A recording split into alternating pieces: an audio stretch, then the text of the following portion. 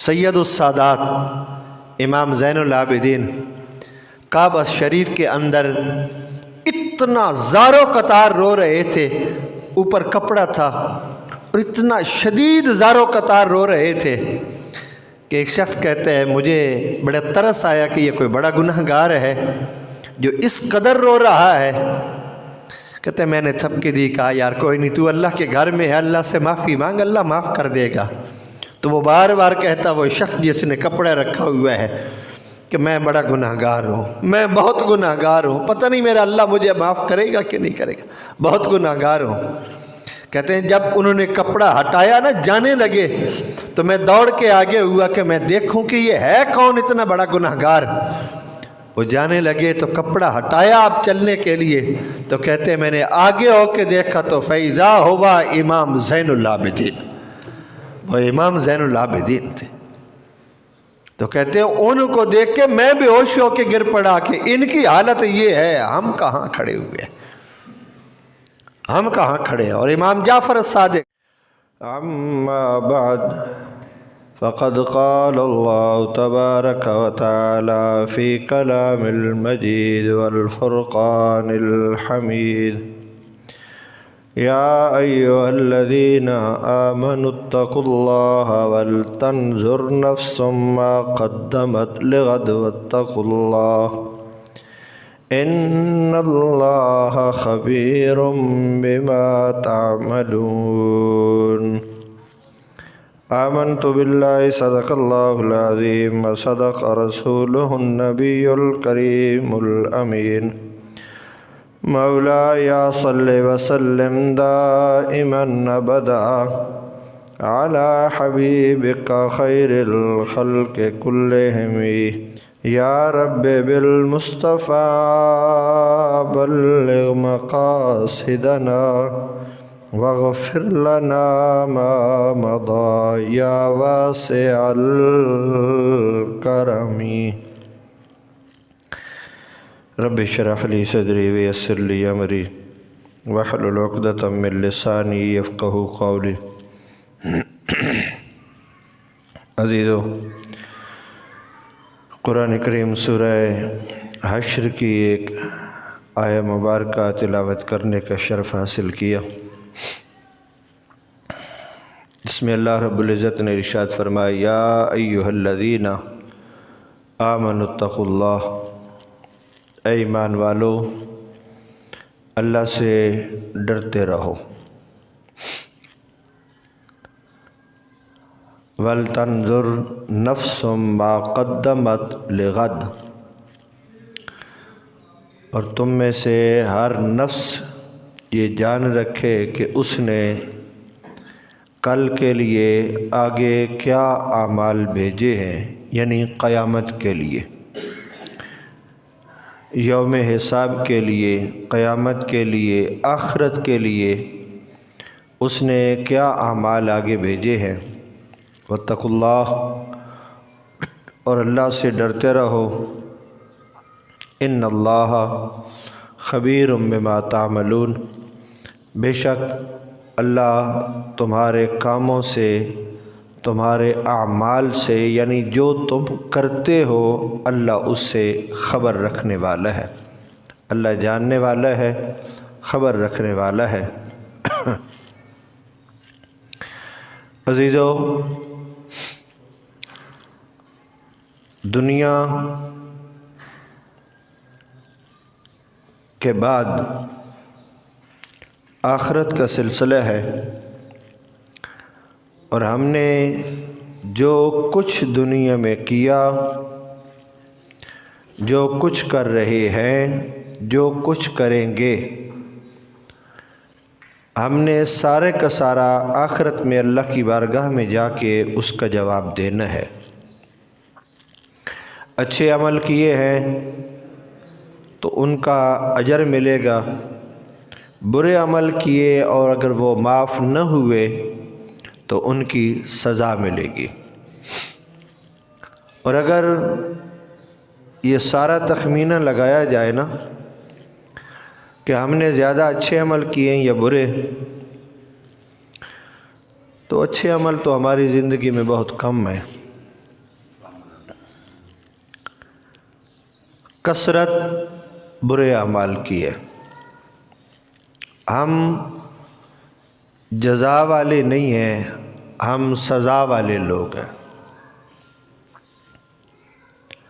जो जज़ा वाले थे वो सारी ज़िंदगी रोते रहते थे कि हमने कुछ नहीं किया, ज़िंदगी गवा दी, ज़िंदगी बेकार चली गई, कुछ न कर सके। सैयदना सिद्दीक़ अकबर जैसे पाक लोग, जिनको आपके और मेरे पाक आका ने अपनी पाक ज़ुबान से जन्नती होने का शर्फ़ अता फ़रमाया कि मेरा अबू बकर जन्नती है। उस अबू बकर की कैफ़ियत ये है, वो फरमाते हैं अगर क़यामत वाले दिन ये ऐलान हो जाए कि सारे के सारे लोग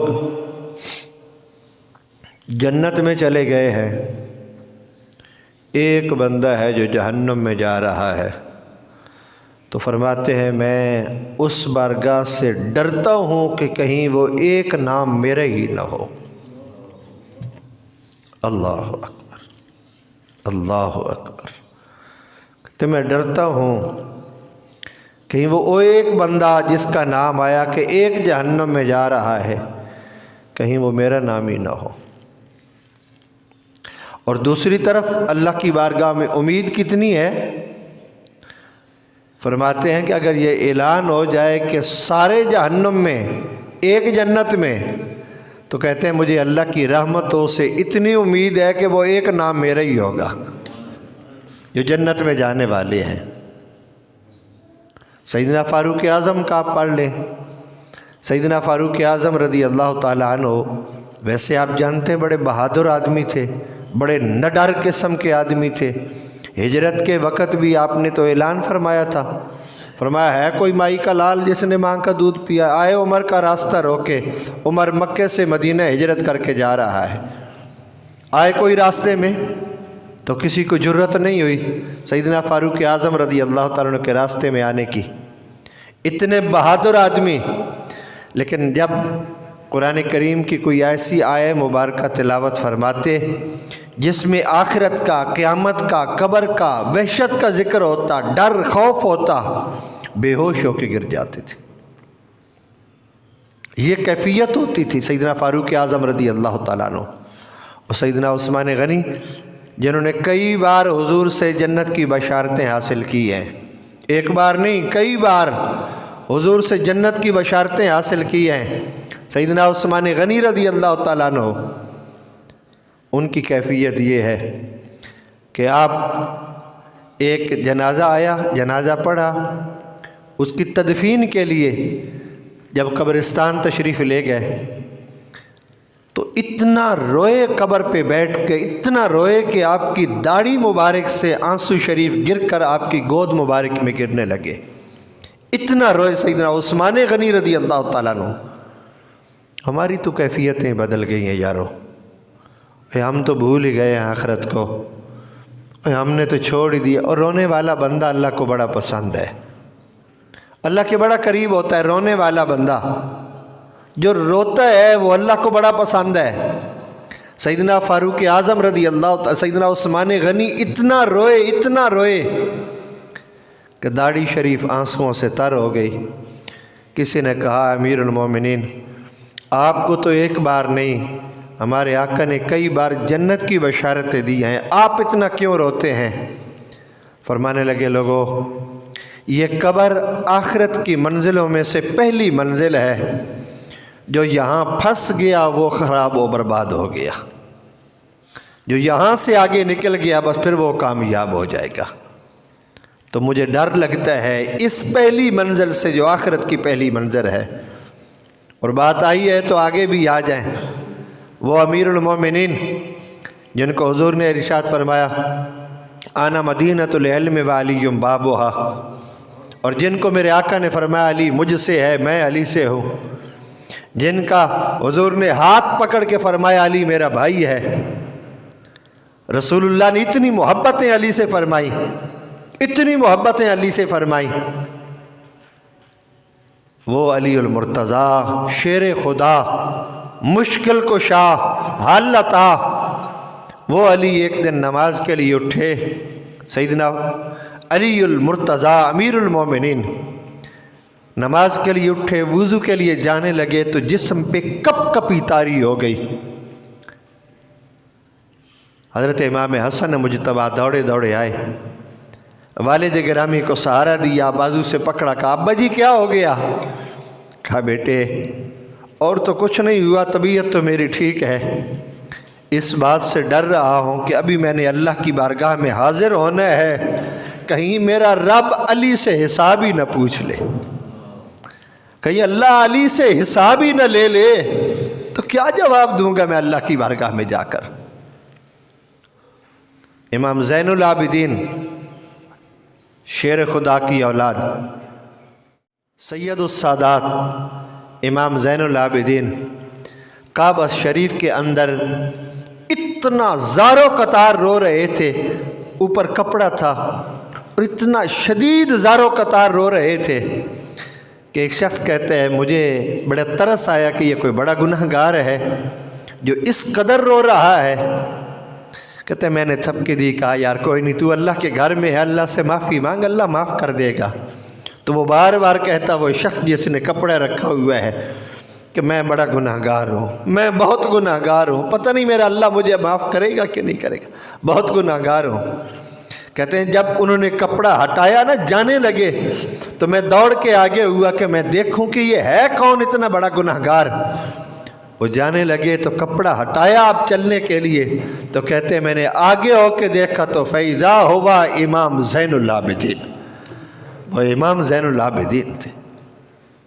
تو کہتے ہیں ان کو دیکھ کے میں بے ہوش ہو کے گر پڑا کہ ان کی حالت یہ ہے، ہم کہاں کھڑے ہوئے ہیں، ہم کہاں کھڑے ہیں۔ اور امام جعفر الصادق آ جائیں اور نیچے آ جائیں، ان کی اولاد میں، امام زین العابدین کی اولاد میں امام جعفر الصادق، وہ ایک دن حضرت داؤد طائی کے ساتھ ان کی ملاقات ہوئی تو داؤد طائی کو کہتے ہیں کہ یار داؤد تو میرے لیے نا بخشش کی دعا کیا کر۔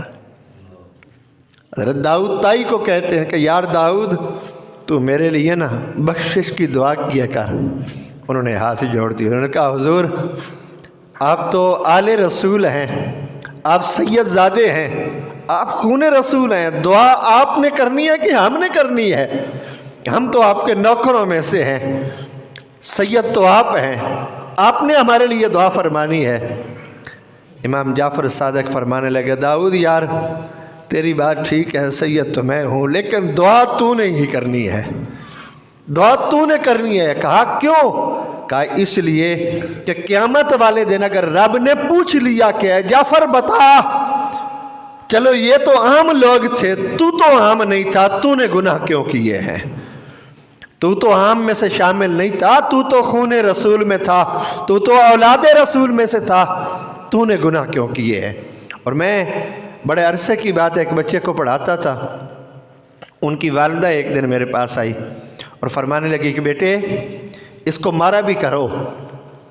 تو میں نے کہا اماں جی مجھے ڈر لگتا ہے، یہ سید زادہ ہے تو مارتے ہوئے مجھے ڈر لگتا ہے، رسول اللہ نے پوچھ لیا کہ میری اولاد کو مارتا رہا ہے تو میں کیا جواب دوں گا؟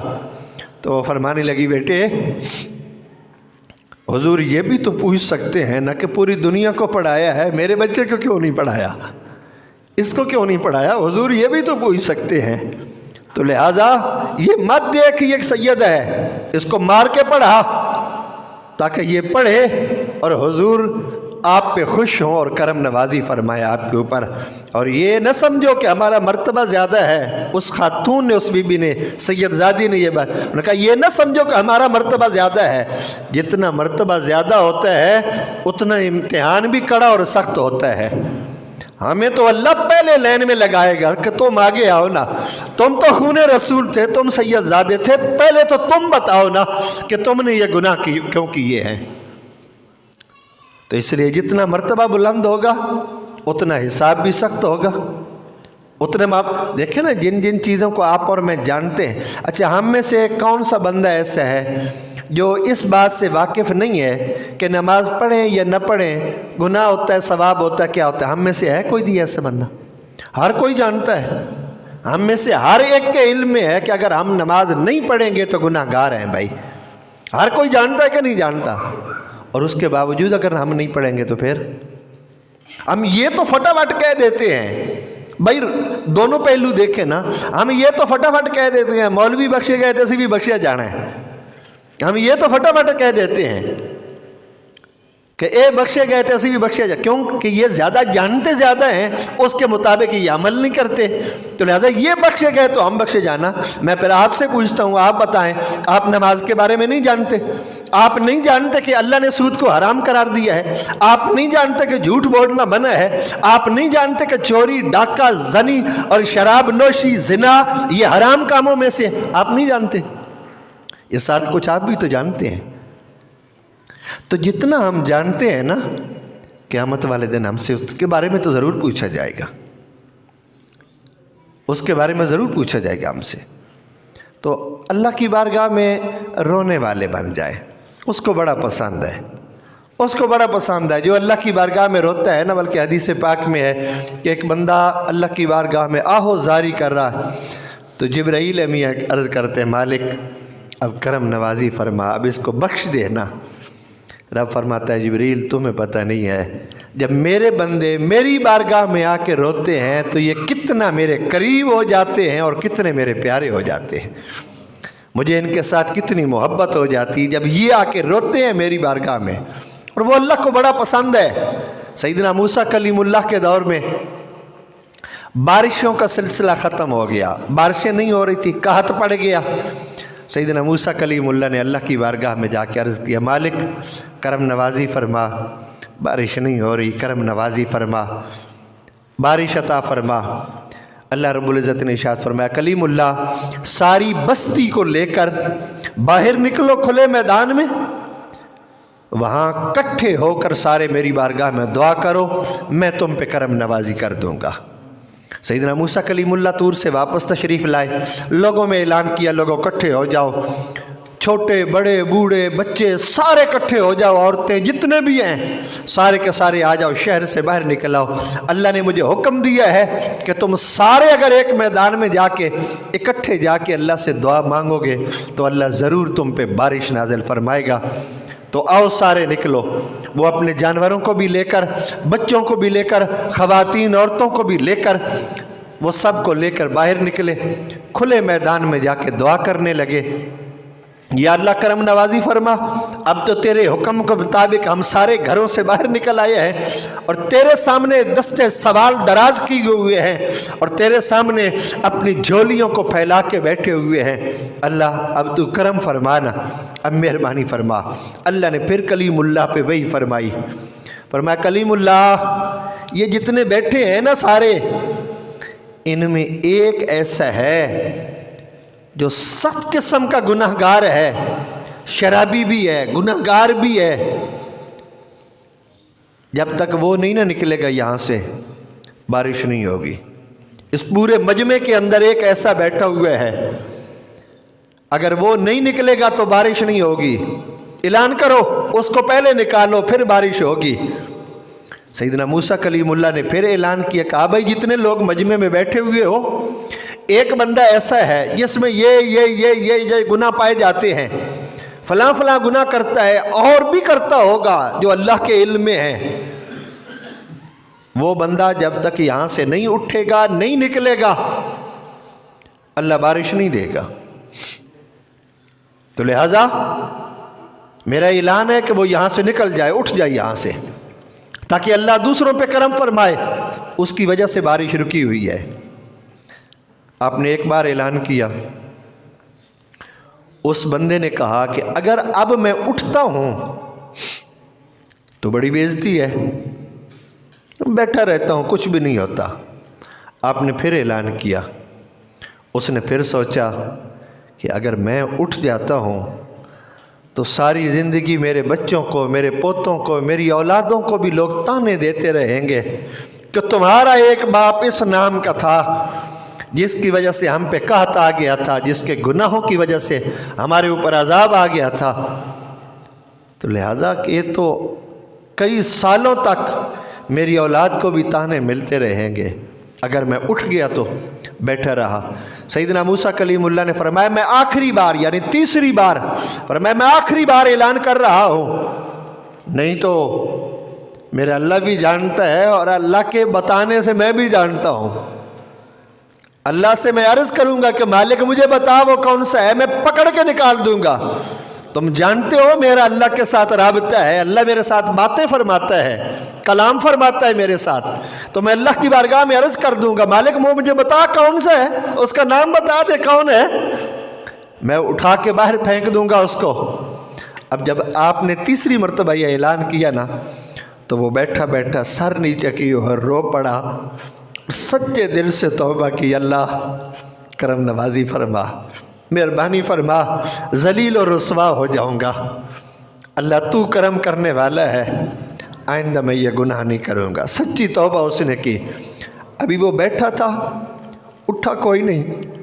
سیدنا موسیٰ کلیم اللہ اعلان تیسرا کر کے چپ ہوئے، اوپر دیکھا ٹھنڈی ہوائیں، بادل آنا شروع ہو گئے، بارش چھم چھم برسنا شروع ہو گئی، بارش برس گئی، لوگ اٹھے اپنے گھروں کو چلے گئے، پھر اکٹھے ہو گئے سیدنا موسیٰ کلیم اللہ کے پاس۔